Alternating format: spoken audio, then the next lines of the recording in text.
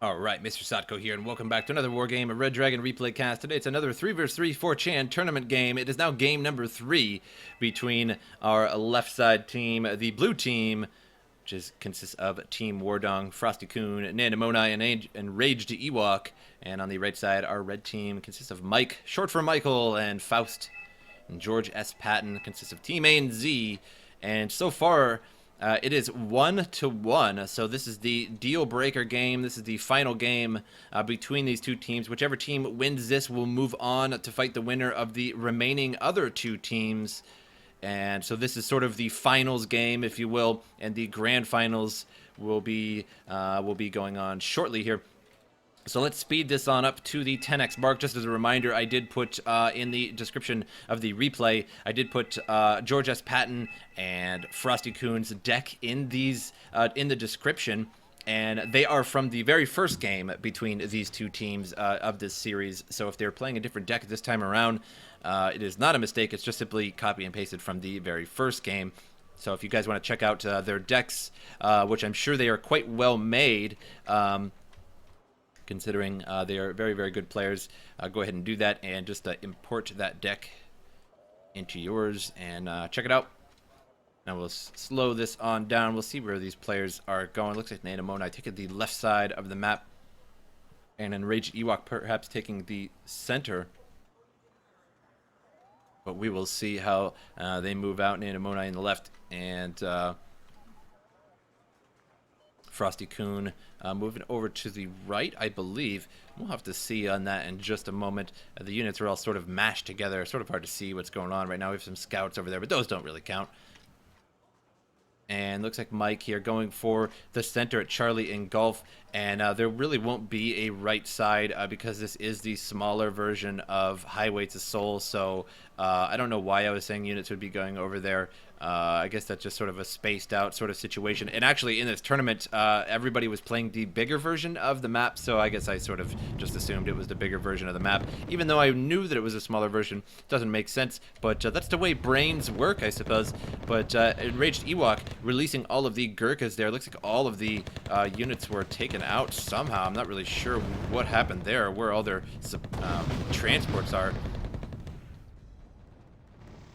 And so far, golf not very contested, and Team ANZ now pushing into Charlie, and will be on the DMZ between golf and Charlie, if you will, very, very soon, even though it's not quite a DMZ technically, but whatever. Frosty Coon pushing in the center of the map in Delta against Faust, and Leopards, Jaegers all over the place here. And meanwhile, on the left side here, Nandamonai bringing over the Leopard and some various Shikis. So we'll see how this works out in just a moment. Where actually Frosty Coon is bringing over the Leopard and the Shiki over here. That would be a very odd combination. It would be a non-nationality deck because the Shikis are Japanese and the Leopards are German. So that would be a rather interesting deck makeup. And Frosty Coon holding the center here, but there's tons of armor on the way. So much armor. Two T-72As, one T-72BU, and the BU does have 22 frontal armor, so it is one hell of a tank, if you will. And that's, I guess, no pun intended. It's a tank. That's a tank, right? And T-72 M1M as well. So a total of 5 tanks there for Patton and Faust between the two. So far, 0-0 for these teams. ANZ with a +7 advantage as they probably captured Bravo first, I do believe, for a moment there. Zanchi pushing forward here, and Kirka's pushing back against them, and we'll see who can take over Golf or Charlie, or if it can even happen at all. We have a Challenger 1 Mark III pushing in, and a Chieftain Mark 11 pushing across as well. And it does not look like Team ANZ has too much defending Charlie, really. We have some Lee Ren and Zanchi and some ZTQs, but that's not really a lot. And a K-52 up here. And this K-52 is sort of out of position. It is very, very far out. If there was any kind of AA here, it would get wrathed up pretty bad. And looks like that's the case now, and it's getting hit there, and K-52 falls. The Stormer takes that out. Actually, didn't even notice that Stormer there for a moment. And Buratino firing away on the Fliegerfaust and the Martyr 2. And they may not make it. No, the Flaggerfaust lose, and by losing, I mean dying. T-72 Moderna out on the field here, and Mitsubishi 106 out on the field. MiG-27 tries to take one of those Mitsubishi out, I believe, but it didn't do too good of a job. Perhaps it took out the Shiki behind it, not really sure. Closed arrow, though, took out the air power there, stopped that dead in its track. The Buratino fires again at the Martyr 2s, and doesn't do too much there. About half hells him. That is about it. +1 advantage for ANZ right now. Went from 7 points to 10 whole points at the moment. And Gurkha's now trying to push across open ground. Never a recommended practice. You got to do what you got to do. But right now, the ZTZ-85 is having a field day. The Chinese tank is just blasting away now on these Gurkhas. And the SBS are on the edge of the wind line, but the ZTZ just cannot see it. Doesn't have any recon there. That ZTQ, if it was pushed over to the edge, could probably see those SBS there. But it doesn't matter because they are all bombed out now. Now +2 advantage for ANZ. Charlie and Echo captured here, and Golf has been neutralized somehow. I'm not really actually even sure. Oh, it looks like the Lee Ren snuck up behind that CV there. Very ingenious of Mike. I think it went all the way around there. Very nice indeed. Giving his team a +2 advantage for a moment. However, Echo was lost for a moment. That T-72 just moved for a moment. So now +2 once again for ANZ.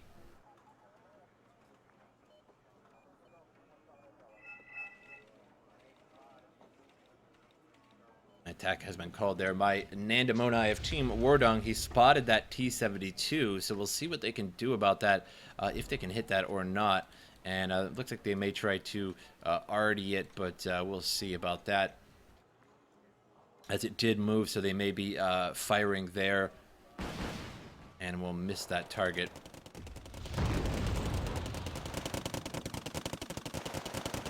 Lee Ren's now pushing across the back and also trying to run from those Gurkhas.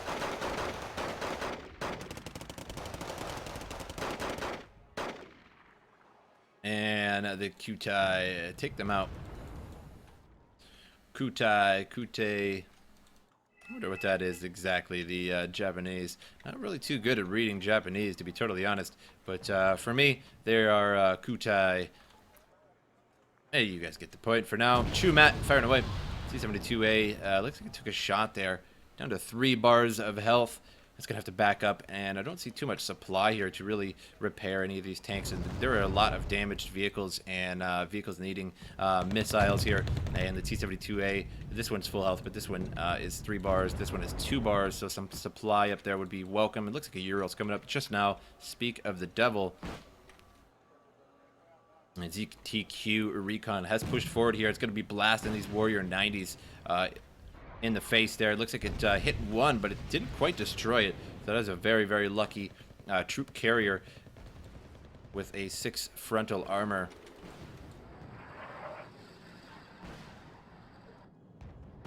And there goes a bombing run there and hits the ground, but doesn't really hit anything as it was already gone. That ZTQ target. Nanashiki's pushing across here.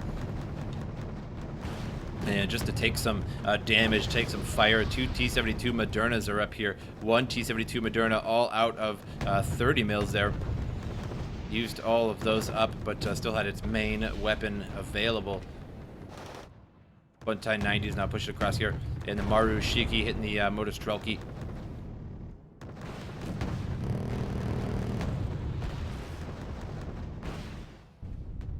And T-72 backing up there. Trying to get away from those Kaiju Shiki. Flak Panzer takes out a target there. And where's the jet? Oh, is it going to land on something? So close. Nearly landed on the VTR-90 or the T-72 there.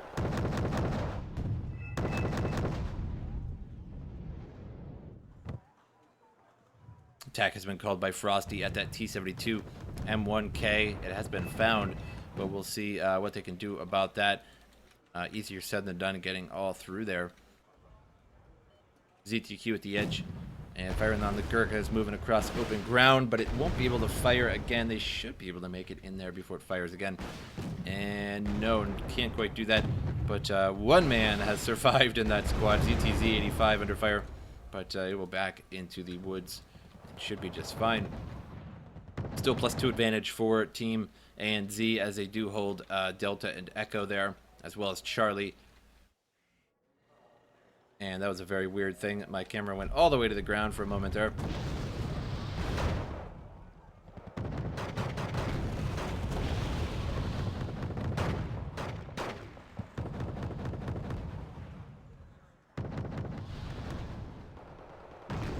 And that T-72 M1K is still marked, but I don't think they have anything in their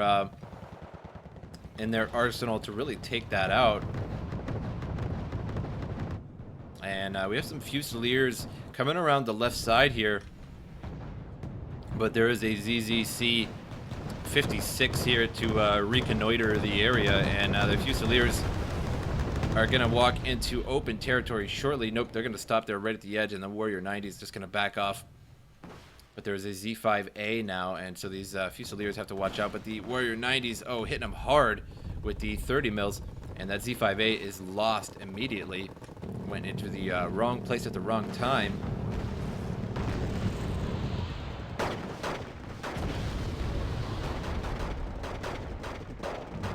Some Rangers moving around the right side there. And the Moderna still going strong here, but only 30 mils left. So it's going to have to rely entirely on its 125 mil, as those 30 mils are really excellent at just chewing up troops, as well as a 125 mil, but it's much slower, and you really want to reserve that, of course, for enemy armor, such as these Shiki Gs moving in. And they serve no chance, stand no chance, whatever you want to call it, against these T-72 Modernas. And they're moving forward, and they don't even have the AP power to penetrate the frontal armor of that M2 Moderna with 21 frontal armor. And I think they tried to hit it there, but I don't think it did anything. Maybe 1 bar of damage.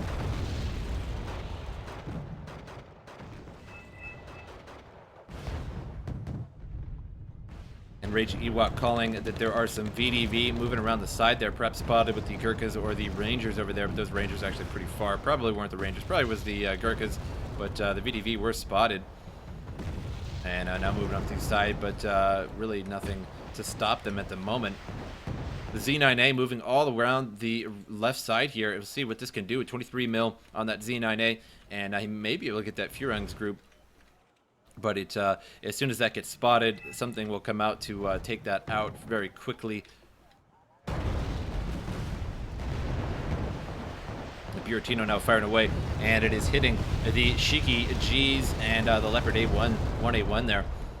And takes out one Shiki G, I believe. Could have been the T-72 that finished that off too, but either way, Buratino hit that area there. Stalwart's going to move right under this Z9A though, and no attacks on the Stalwart, but the FV-432s do.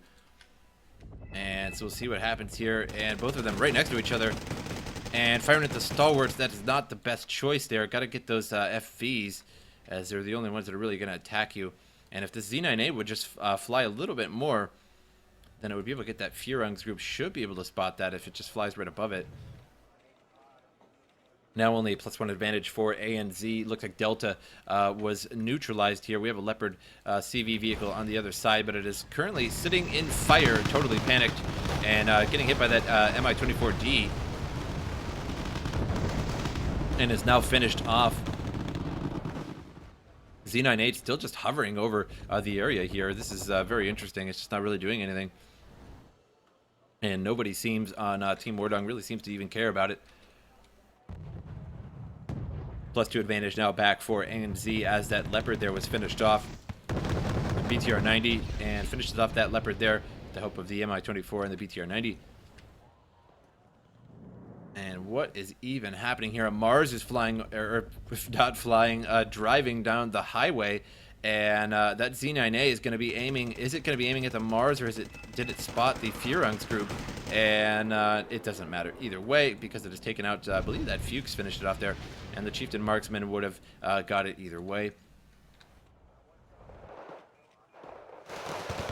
We lose the NY here, holding the uncontested zone in the center there.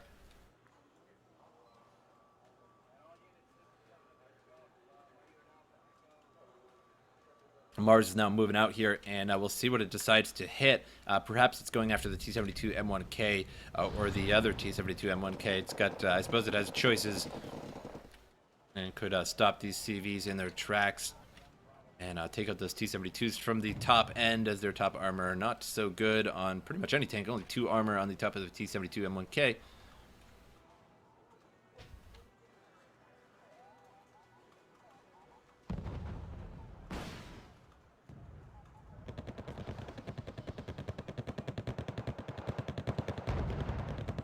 Still +2 advantage for Team ANZ. So far doing very well. 276 out of 500.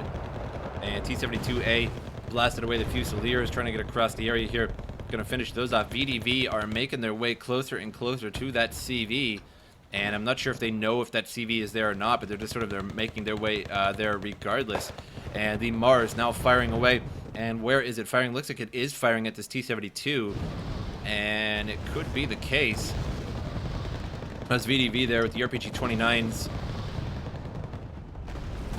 And hitting all around this T-72. And did he overestimate that shot? Or I think it's just peppering all around and just RNG missing that T-72 there. And he does have to move it, which takes away the points temporarily. But I'm not sure if that Mars is going to get it or not. I doubt it now. And look at that RNG, that luck of that T-72. It hit everywhere except where that T-72 was. Now it hit where the T-72 was, but it was moved. And very, very lucky. Didn't even scratch the paint on that T-72. It hit everywhere around it until he moved out of there. Then it hit right where that T-72 was. And now the VDV here in a little bit of trouble. Fusiliers, 16 of them. And the FV-432 is moving up and got to pepper him up with that 7.62. Except it takes an RPG-29 there. But the other one is shooting. Now its weapon is jammed. So not too helpful there. Again, RNG for you.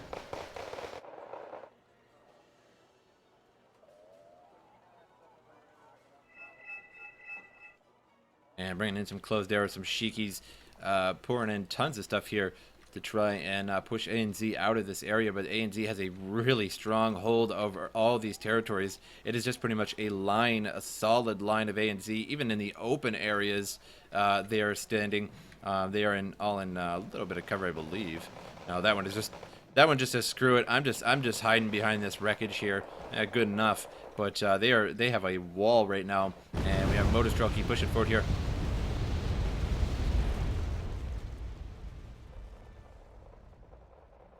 And we have Hanbu Hans in Foxtrot, but unfortunately he has to keep moving them. And now only +1 advantage for ANZ.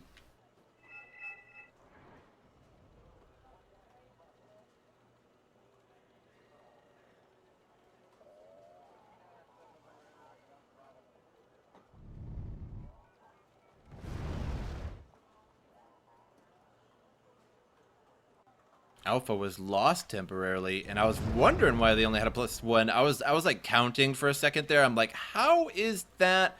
I'm like 1, 2, 3, 1, 2, 3, 4, 5. I was like, I don't get it. But Alpha was lost. I'm not sure how. I think it just maybe a lucky. Looks like it was over here, and it just was a lucky hit from the arty. I don't think they have any. They don't have any recon, so they couldn't really see it.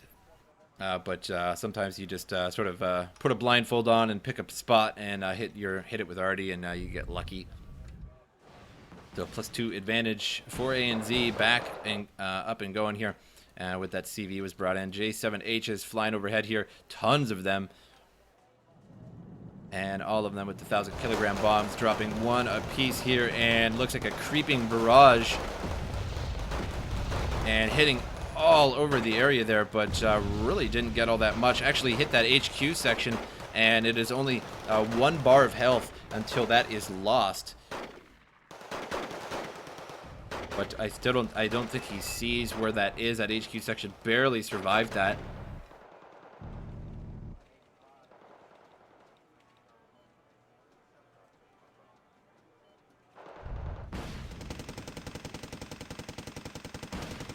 Zhanchi and Lu Zandwai now pushing forward here. And Zhanchi in the open area.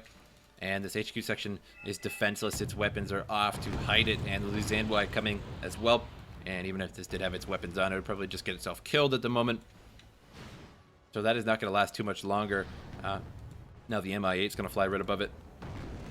And we'll spot that one man standing there. One man in the wood line. And he's just sort of covering his head. He's not having a good time. And there he goes. No, +3 advantage for Team ANZ, 400-0. So a flawless victory so far for Team ANZ. Harrier 7 moving across the way here. And dropping some of those paveways. And hit that T-72 BU, but just, again, wasn't enough. T-72 BU just way too armored. 4 top armor, 22 frontal armor.